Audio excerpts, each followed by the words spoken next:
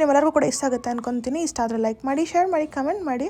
ಯಾರ್ಯಾರೆಲ್ಲ subscribe ಮಾಡ್ಕೊಂಡ್ರೆ ನೋಡ್ತಿದ್ರು please subscribe ಮಾಡ್ಕೊಂಡು ನೋಡಿ ಅಂತ ಕೇಳ್ಕೊತ, keep supporting. And almost 6 months of marriage.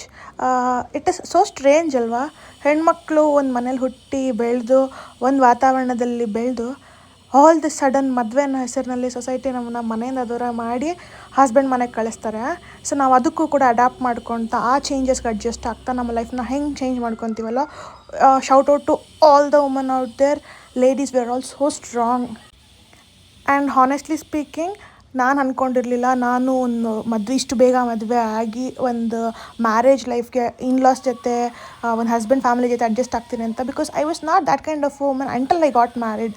ಮದುವೆ ಆಗೋ ತನಕ ಕೂಡ ಅಡ್ಜಸ್ಟ್ ಆಗ್ತೀನಾ ಅನ್ನೋ ಥರ ಸೆಲ್ಫ್ ಡೌಟ್ ನನಗೆ ಇತ್ತು. But then I'm so proud of myself. ನಾನು ತುಂಬಾ ಅಡ್ಯಾಪ್ಟ್ ಮಾಡ್ಕೊಂಡಿದ್ದೀನಿ, ತುಂಬ ಚೇಂಜ್ ಆಗಿದ್ದೀನಿ, ಮತ್ತು I've learned everything necessary to survive ಅಂತ ಹೇಳ್ಬೋದು. ಆ್ಯಂಡ್ ಅಂದ್ಕೊಂಡಿದ್ದಷ್ಟು ಈಸಿ ಅಲ್ಲ ಮ್ಯಾರೇಜ್ ಲೈಫ್.